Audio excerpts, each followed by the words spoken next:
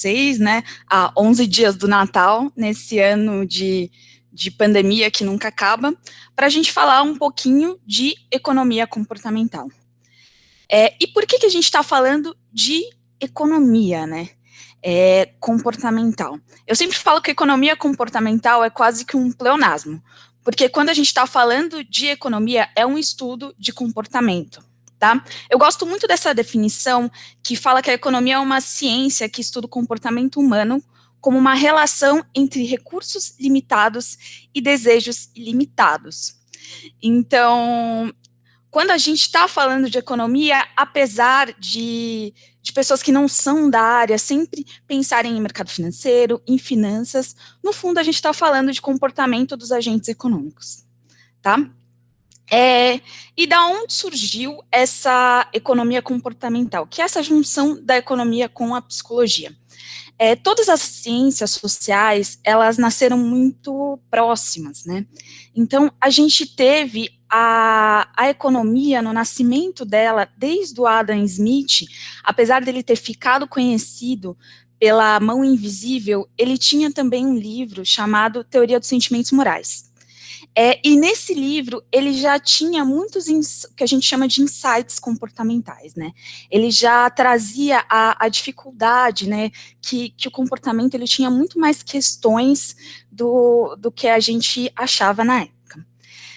Depois vem o Bentham com a noção de utilidade, né? Utilidade seria o bem-estar.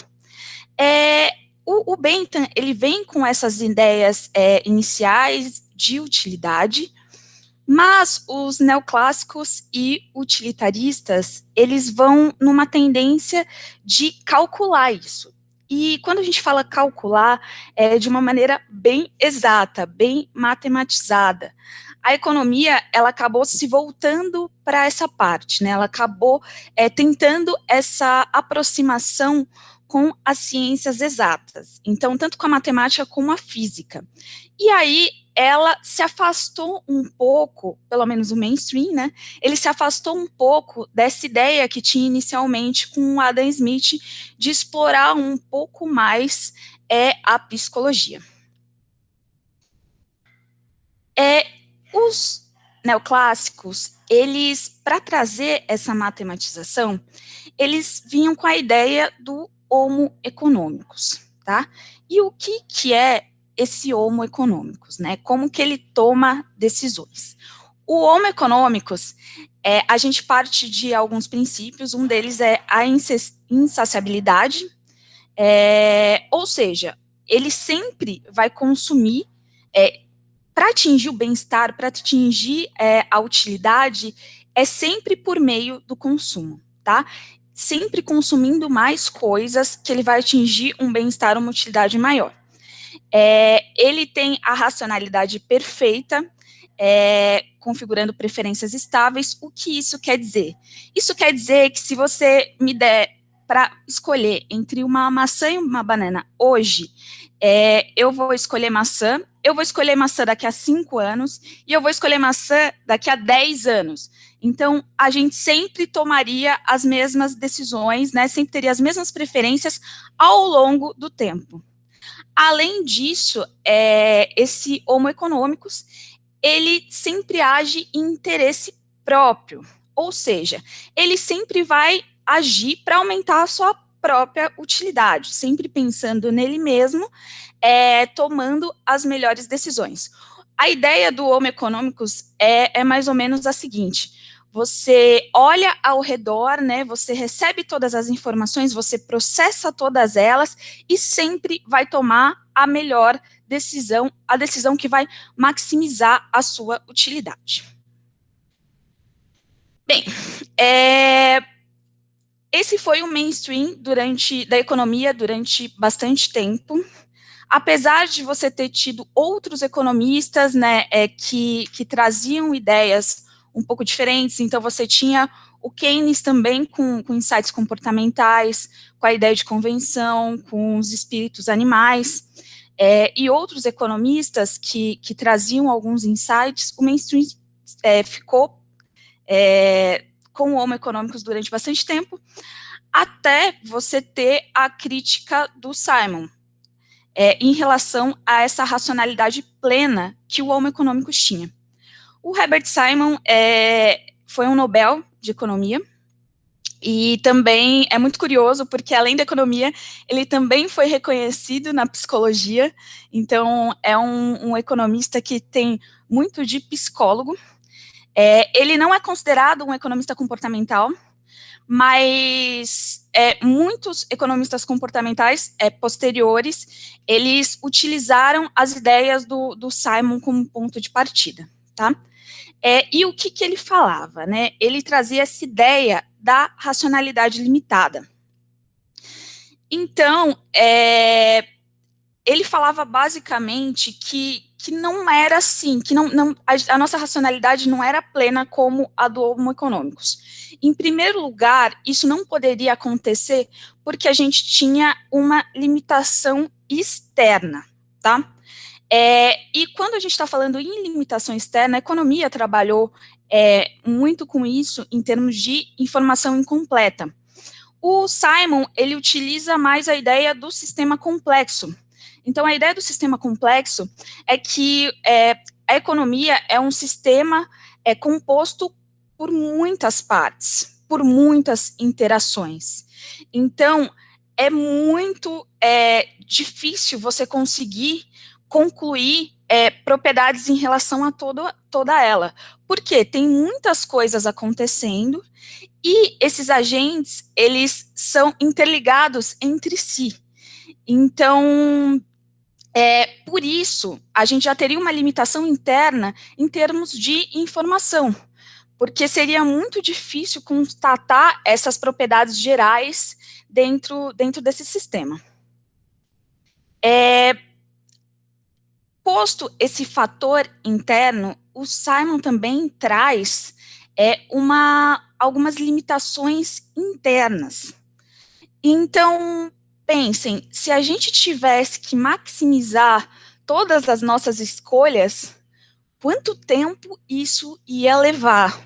Então, imaginem que a cada decisão você precisasse pensar em todas as alternativas possíveis e racionalizar todas elas, comparar todas elas e depois escolher uma opção ótima. Isso não seria muito prático e não teríamos tempo, tá?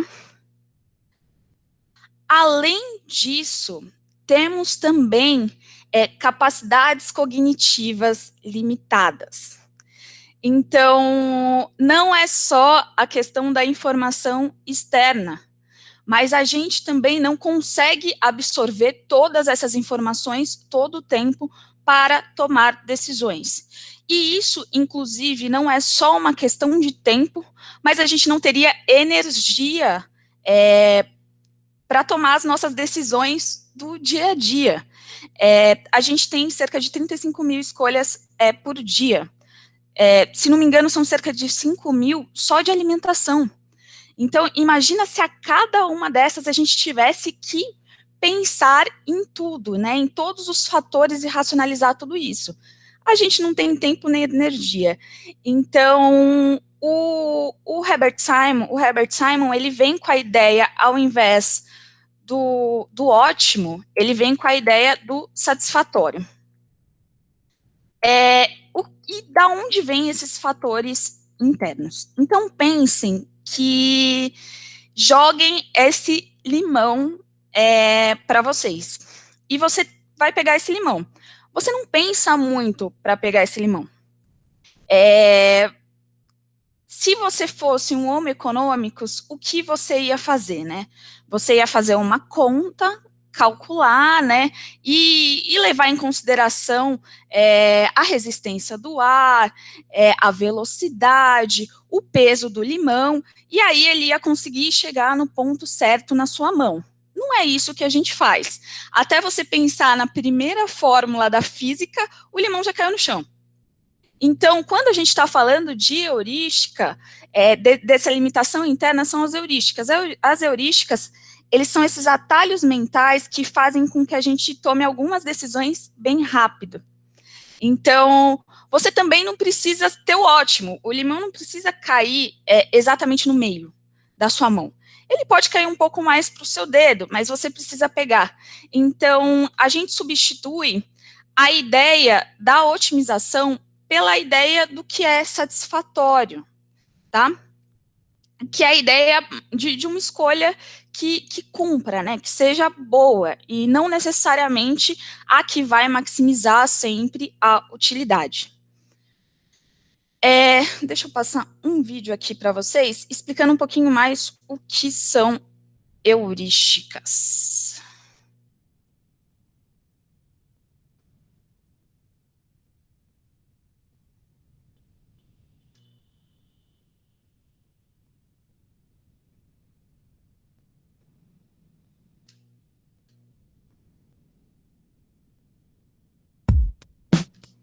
Falamos no último vídeo sobre como o cérebro é murrinha e não gosta de gastar energia. Quando precisamos fazer um julgamento ou tomar uma decisão, muitas vezes, ele prefere pegar uns atalhos para simplificar as coisas.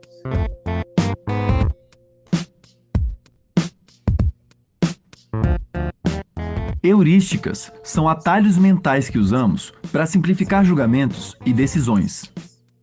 As heurísticas costumam ser bem eficientes e nos ajudam a economizar tempo e energia. Usamos heurísticas até para coisas bem importantes, como decidir em qual faculdade estudar ou com quem casar. Fazemos isso para facilitar as nossas vidas, já que, do contrário, tomar essas decisões daria muito mais trabalho. Imagina o tempo que levaria se cada decisão sua fosse tomada de forma totalmente racional e sistemática. Por exemplo, geralmente as pessoas não fazem uma busca exaustiva por todas as opções antes de decidirem com quem querem casar, até porque isso daria um trabalho quase infinito. Na verdade, as pessoas tendem a conhecer uma parcela muito pequena das opções antes de tomar essa decisão por vários motivos. Daniel Kahneman e Amos Tversky estudaram a fundo as heurísticas e como às vezes elas podem nos atrapalhar.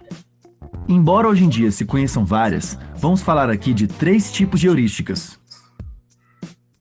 Quando as pessoas lembram mais facilmente de uma informação, elas tendem a confiar mais nela e usá-la para tomar decisões. Isso é o que Kahneman e Tversky chamaram de heurística de disponibilidade. Quando um médico precisa realizar o diagnóstico de um paciente, alguns sintomas podem fazer com que o médico se lembre mais facilmente de certas doenças e decida qual é o diagnóstico. Na maioria das vezes, a heurística de disponibilidade vai ajudar o médico a chegar a uma boa conclusão. Mas se o paciente possuir uma doença rara, a heurística pode atrapalhar o médico a chegar na conclusão que deveria. Também usamos o atalho conhecido como heurística da representatividade. Por exemplo, se eu te apresentasse uma mulher chamada Sofia, que é tímida, inteligente, gentil e usa óculos, qual você acha mais provável que seria a profissão dela? Bibliotecária ou dançarina? Se a sua resposta foi bibliotecária, você deve ter usado a heurística de representatividade, ou seja, o atalho no qual classificamos algo ou alguém considerando o quão parecido ele é com um caso típico de uma categoria, como bibliotecários.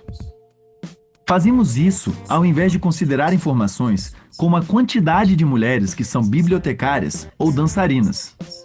Acaba sendo uma saída econômica, já que daria mais trabalho obter informações sobre a distribuição dessas coisas na população antes de dizer qual é a profissão dela. O terceiro tipo de heurística é o de ancoragem e do ajustamento. Você usa esse atalho quando produz uma âncora ou ideia inicial sobre algo e depois tem dificuldade de atualizar essa ideia diante de novas informações. O que pode dar errado é que essa âncora inicial pode ser incomum ou arbitrária, mas mesmo assim você pode acabar ficando apegado demais a ela. Por exemplo, suponha que você conheceu a Sofia, da qual falamos agora há pouco, e achou ela metida. Os seus amigos te dizem que a Sofia é muito legal e não é metida. Talvez você tenha achado isso porque ela tem cara de séria ou te tratou esquisito quando te conheceu. Mas mesmo sabendo disso, pode ser difícil ajustar a sua ideia inicial sobre ela. As heurísticas nos permitem fazer verdadeiras façanhas diante de poucas informações e nos ajudam a economizar muito tempo e energia no cotidiano.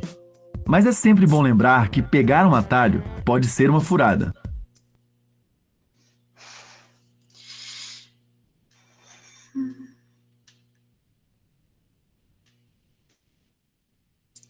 Bem, pessoal, vou voltar para a apresentação agora.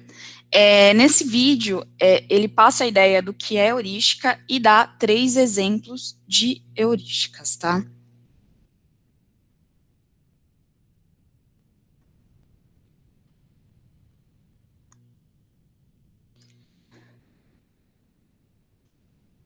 Bem, e de tudo que eu falei agora, o que a gente pode concluir? A primeira coisa é que o modelo do Homo econômicos é muito distante de como a gente realmente se comporta. E dentro disso existem alguns conceitos, então o Herbert Simon usa a racionalidade limitada, o Gigerenzer a racionalidade ecológica. A racionalidade ecológica é em relação à questão da adaptação, né? Então ele não vê a questão das heurísticas como uma coisa negativa, e sim como uma questão evolutiva. E temos o irracional, que é muito utilizado, né, esse termo, pelo Kahneman e pelo Tversky, né, que ficaram famosos pelo programa de heurísticas e vieses. E o programa de heurísticas e vieses do Kahneman e do Tversky, o que eles falam para a gente? Eles dividem os nossos modos de pensar em sistema 1 e sistema 2, né? O sistema 1 esse pensamento rápido, intuitivo, inconsciente, emocional e difícil de controlar. Aqui, a gente está no reino das heurísticas. E aí, a gente tem o sistema 2, que ele é um pouco mais lento, um pouco mais trabalhoso, no sentido de demorar mais tempo e consumir mais energia. Ele é consciente, ele é racional, e ele é utilizado para as tarefas mais complexas. Durante o dia, a gente faz cerca de 35 mil escolhas. 95% delas são pelo sistema 1. E só 5% são pelo sistema 2, tá? E como a gente tem as heurísticas, né, que são esses atalhos mentais que naturalmente vão ignorar parte da informação para tomar uma decisão mais facilmente e rapidamente, as heurísticas podem levar a vieses. Vieses são desvios sistemáticos. Então, não necessariamente a gente vai estar no satisficing, mas às vezes a gente pode, de fato, cometer erros por esses atalhos mentais serem atalhos, serem muito rápidos.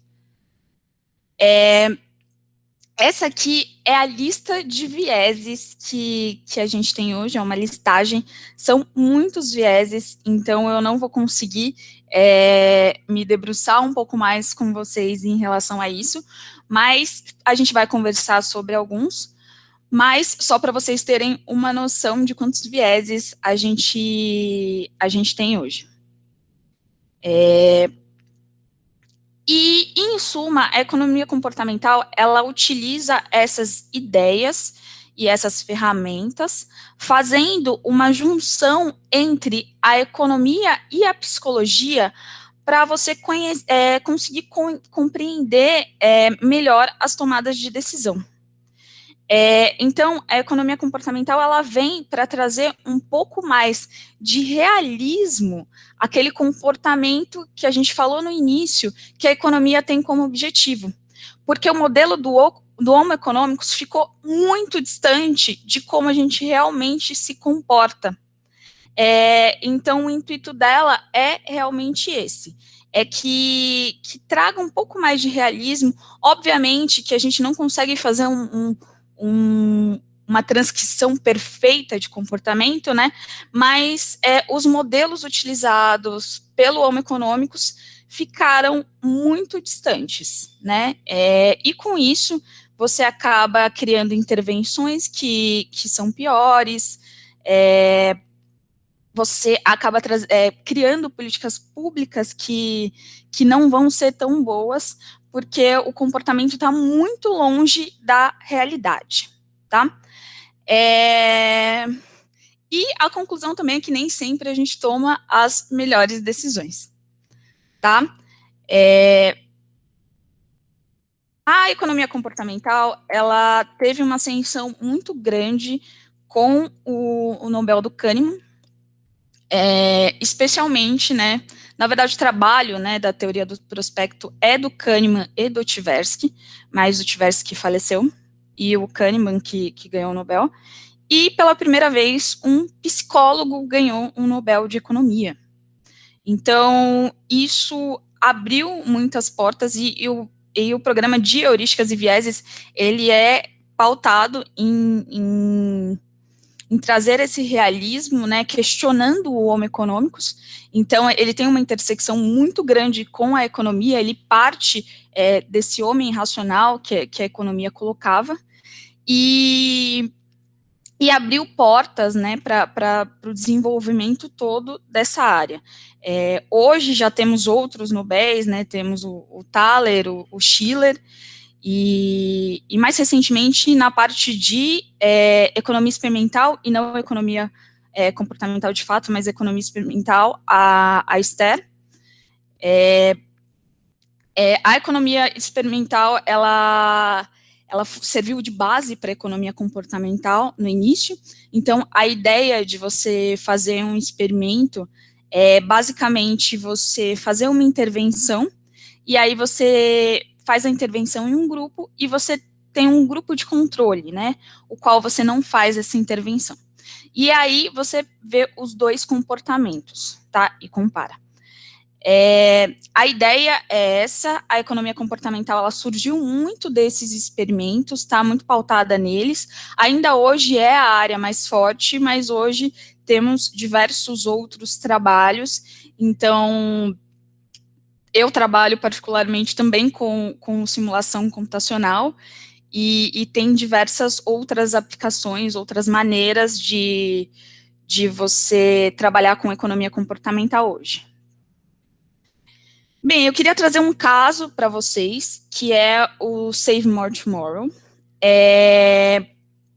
O Save More Tomorrow, né, por que a gente está falando de salvar mais amanhã, né? A questão aqui começa desde o nome. Por quê?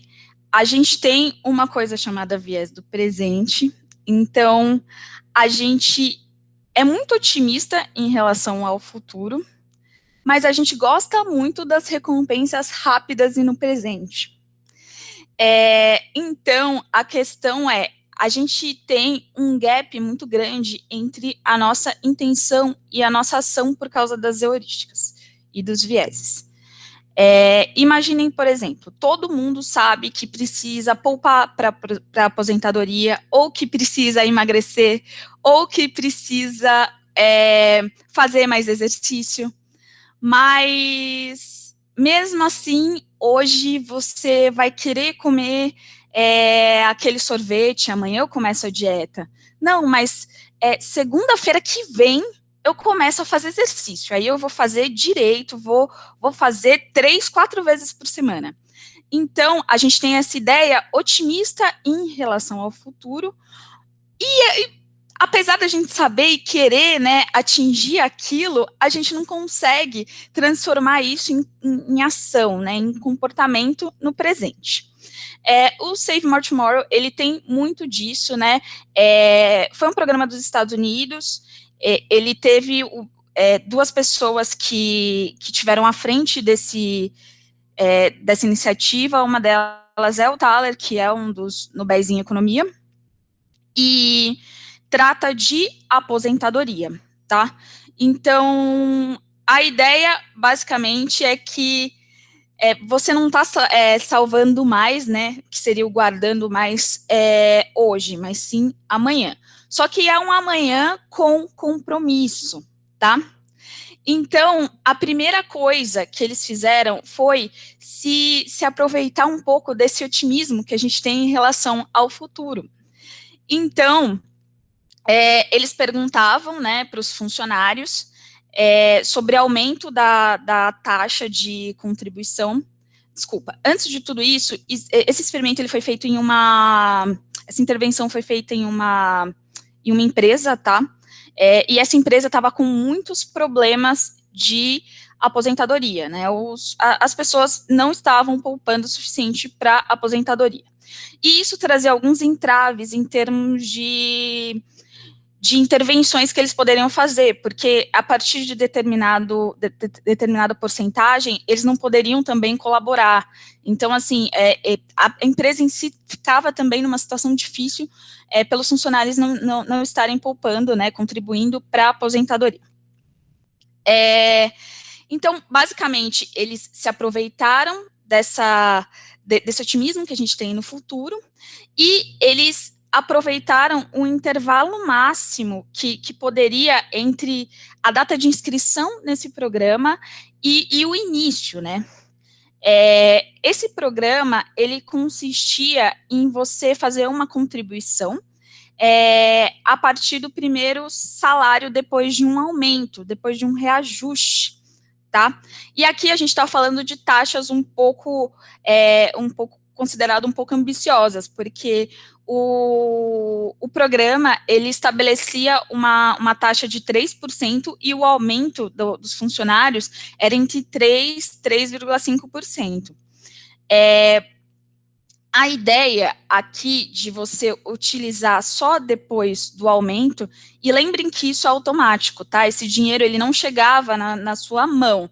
Então, a partir do momento que você tinha o aumento, isso era descontado do seu salário.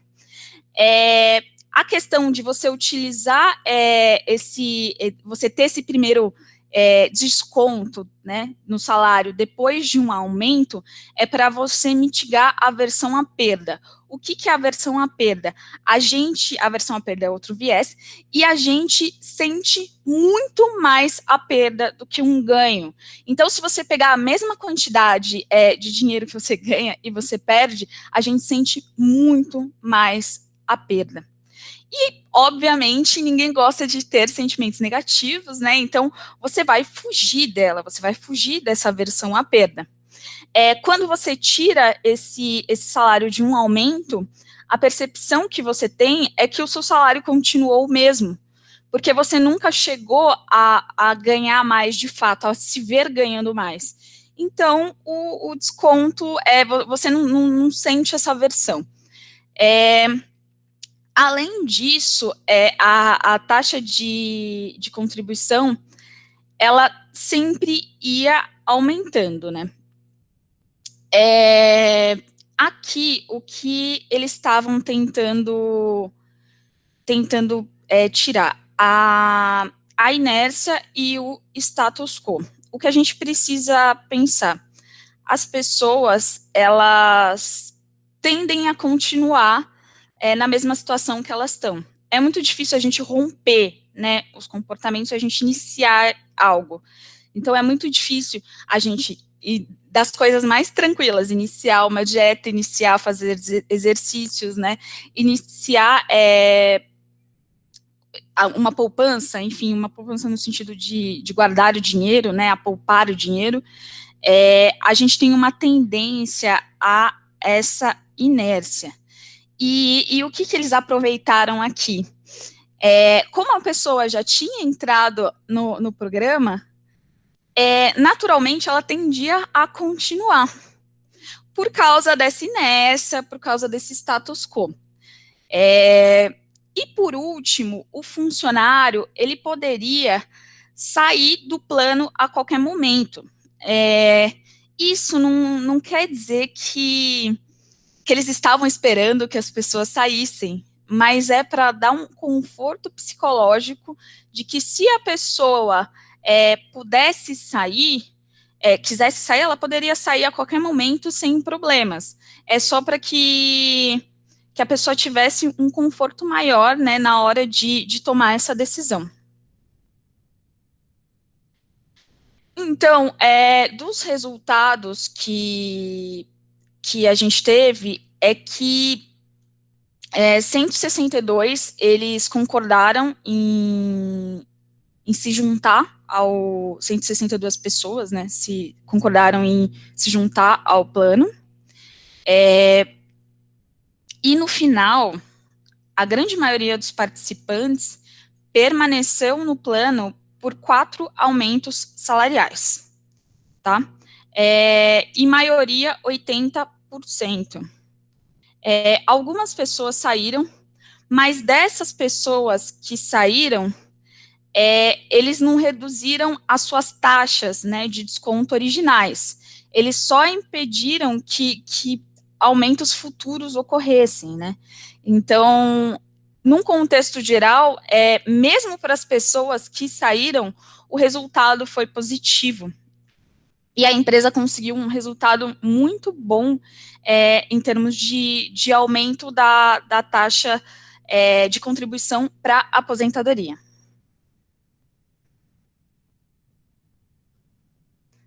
Bem, pessoal, aqui tem algumas indicações. Então, aqui a gente tem o Kahneman, enfim, foi um dos fundadores, ele é israelense e é o que ganhou, o psicólogo que ganhou o Nobel de Economia.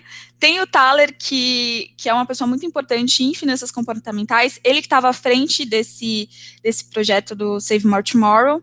Ele é idealizador do Nudge e do paternalismo libertário, e é muito interessante porque ele é da Universidade de Chicago.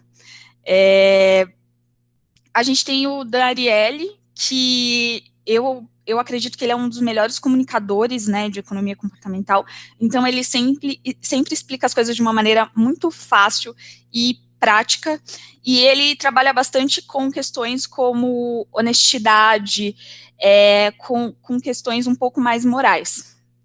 Tá? Essas são algumas indicações. A gente tem o The Behavior Insight Team, que é o grupo de intervenções comportamentais mais antigo, né, que está fazendo isso em Londres, e eles fazem isso com políticas públicas, né, para alterar comportamento. Então, existem outros times no mundo.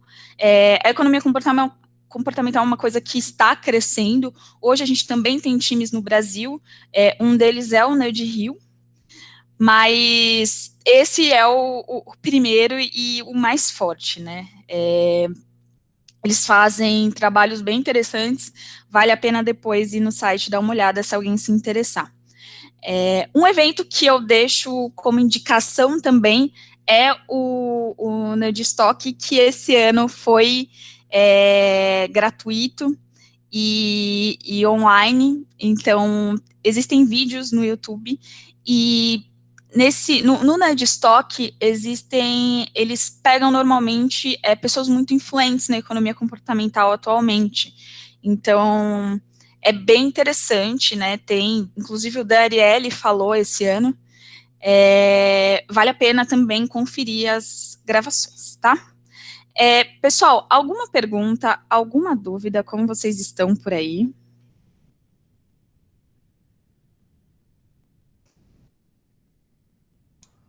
Opa, voltei, gente. Então, né, agora, obrigado pela apresentação, Daniele, foi muito interessante, assim. Como ela falou, as perguntas podem ser no chat, tanto assim, quanto abrir o microfone, a câmera, tanto faz, o que vocês preferirem, né? Enquanto o pessoal vai pensando em algumas, assim, eu tenho umas, talvez. Tá bom. Eu acho bem interessante esse negócio de economia comportamental, né?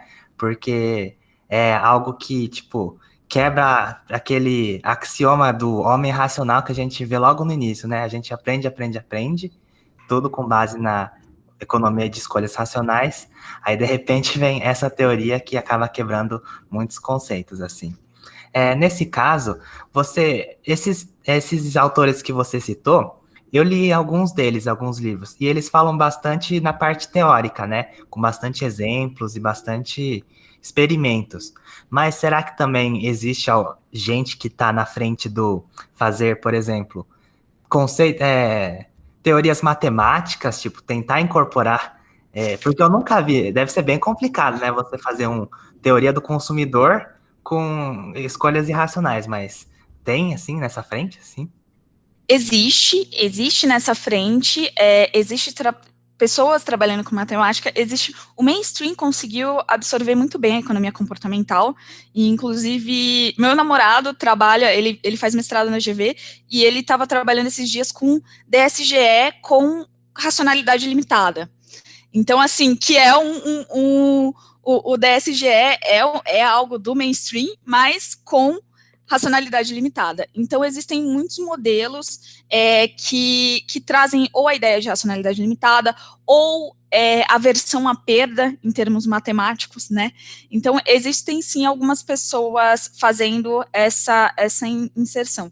Tem algo que o Thaler chama de nova economia comportamental, que eu não concordo muito com a nomenclatura nova economia comportamental, porque eu acho que a economia comportamental é nova demais para já ter uma nova, mas a ideia da nova economia comportamental é essa questão de você juntar a economia comportamental com o mainstream, né, com as teorias, enfim, com que tá essa parte mais matematizada e que a economia sempre gostou.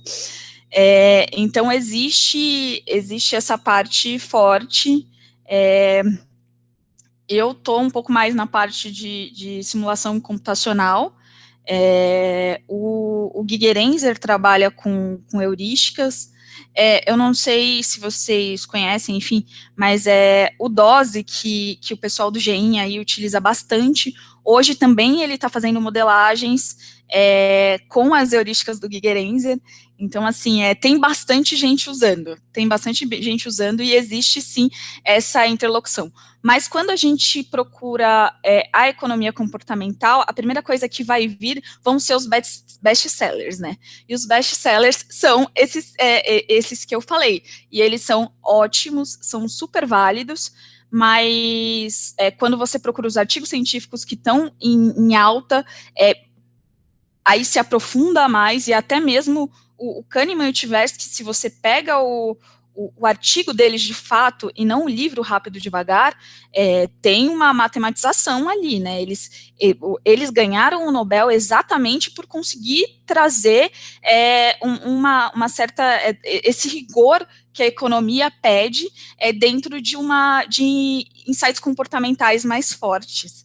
Então, existe sim algumas pessoas fazendo, mas o mais forte na economia comportamental continua sendo os experimentos.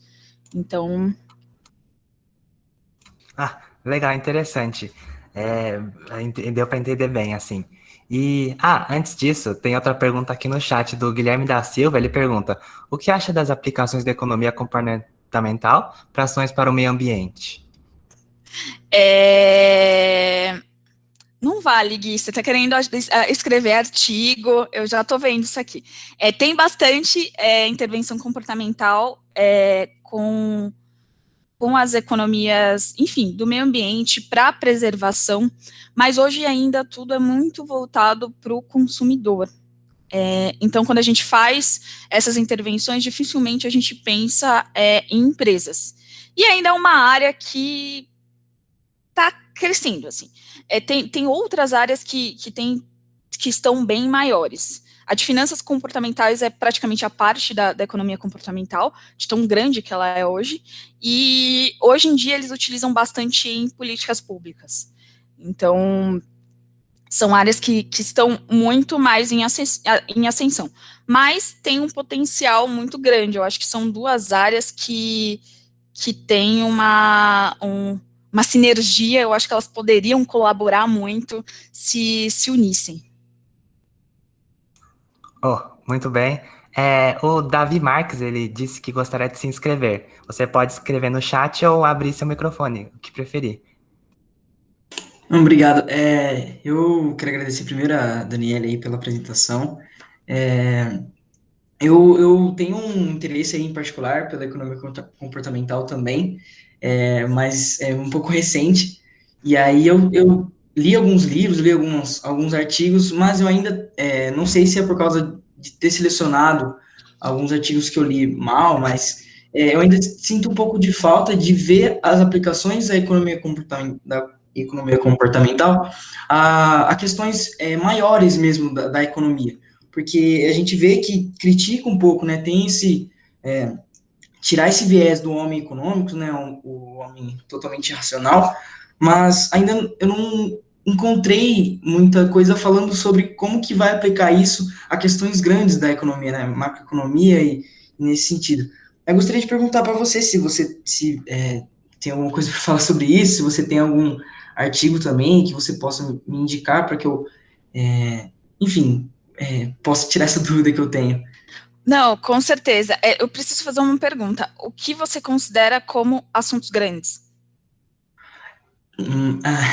É, tipo, teorias de crescimento econômico, teoria de como que as, a teoria já que a gente tem até hoje, que pega algumas premissas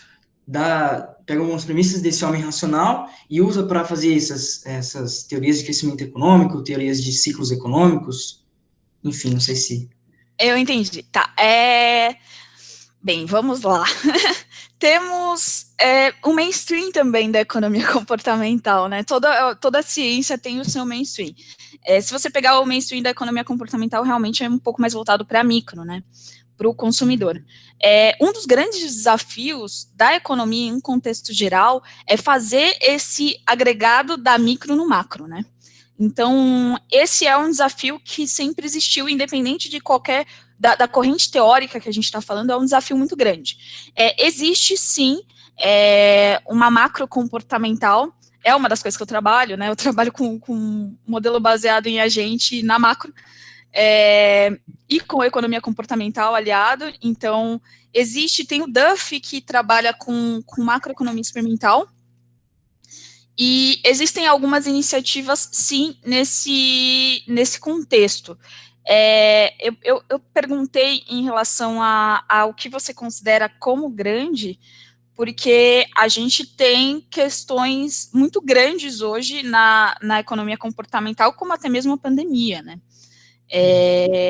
Na pandemia foi um dos momentos em que a gente teve mais experimentos, a gente teve uma evolução muito grande da economia comportamental, e é um momento também que as pessoas estão mudando o comportamento. Então, em termos de impacto, existem iniciativas que têm bastante impacto já, em termos de aposentadoria, de políticas públicas, a gente tem algumas iniciativas que tiveram bastante impacto. Mas a questão da macro é um desafio não só para a economia comportamental, mas como para todas, né? A economia ecológica também criou uma macro, então é um desafio para todas as vertentes econômicas, eu diria. Mas existem algumas coisas, sim. Acho que vale a pena você dar uma olhada um pouco mais numa pegada de sistemas complexos e um pouco o Duff, que ele está trabalhando bastante com isso. Ah, sim. Muito obrigado aí. Imagina. Bom, Quais livros você leu, Davi? Desculpa perguntar. Eu, primeiro eu caí em economia comportamental pelo Schiller mesmo, que eu vi um curso dele, e me interessei bastante pelo que ele fala, aí eu comecei a ler um livro dele, Animal Spirits, né, que ele fala do Keynes, e aí eu tô lendo um dele também sobre narrativas econômicas, né, como histórias, Ele lançou esse ano, sim, e tô achando bem interessante que ele faz uma comparação com pandemia, e eu também tô começando a ler o do Thaler, né, esse da economia, esse Misbehaving, né, que é um dos mais conhecidos. O do Thaler.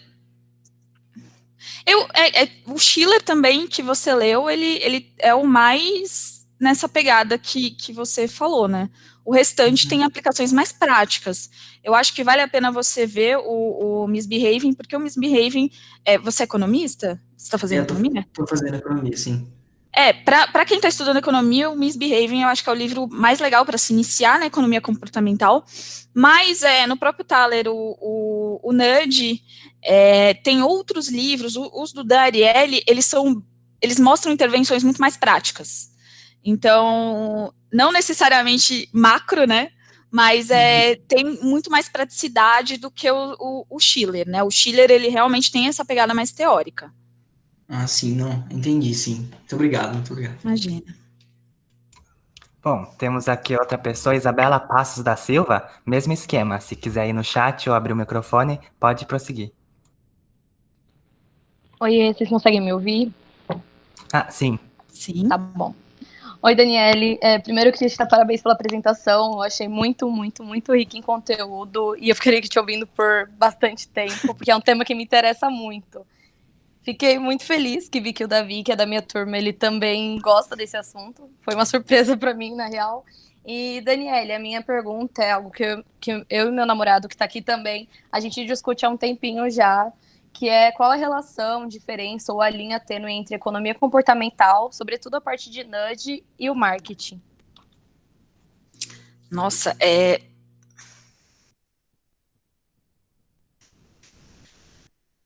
qual Então, a linha tênue? a gente Seria também qual a diferença? Sim, a gente sempre fica muito. A gente discute muito isso porque ele fez marketing, então a gente fica nessa, ó. Ele acha que o marketing é economia comportamental e que são muito semelhantes e muito próximas. Eu acho que o marketing utiliza a economia comportamental. O que você acha? Não, o marketing, eu trabalho na SPM, né? Então, eu trabalho numa escola superior de propaganda e marketing. Eu pensei nisso também. Na hora que eu ouvi você falar. Na hora que eu ouvi você falar, eu pensei nisso. O marketing, ele pode utilizar instrumentos da economia comportamental, mas ele pode utilizar outros, né? Ele pode utilizar a neurociência, ele pode utilizar diversas outras áreas para produzir algo, né? Então, a economia comportamental, ela pode ser um instrumento para o marketing, mas são coisas um pouco diferentes. Inclusive, tem uma área que está crescendo muito de neuromarketing, que é neurociência com marketing, que é diferente, né, da economia comportamental, mas também tem algumas sinergias, mas está crescendo bastante, especialmente no Brasil, nos últimos anos. Então, o marketing, ele pode utilizar, sim, alguns instrumentos. A gente precisa também ter em mente, Isabela, que o marketing, ele sempre utilizou algumas coisas da economia comportamental sem o nome de economia comportamental. Então, porque o marketing sempre olhou para o consumidor, né? Sempre olhou para o comportamento do consumidor, para conseguir fazer suas iniciativas. Então, algumas coisas eles já utilizavam e não sabiam, não tinha esse nome, né? Mas pode sim ser um instrumento para o marketing. Não sei se eu respondi sua questão. Respondeu, obrigada. Imagina. Indo na pegada da Isabela, né? Uma pergunta minha e algo relacionado à economia comportamental com psicologia, né? Essa outra linha. Porque eu acredito que tem bastante coisa que a área da psicologia também estuda bastante, né? Você acha essa linha diferente também? Na verdade, assim, a economia comportamental, ela traz um pouco de psicologia para a economia, né? E aí, dentro da psicologia, inclusive um dos textos que eu passei para vocês é análise do comportamento versus economia comportamental, né? Que são, análise do comportamento é uma das linhas, né, da psicologia. Então, você tem algumas áreas da psicologia. Se você me perguntar qual uma das maiores sinergias entre os dois, eu votaria na economia experimental, né?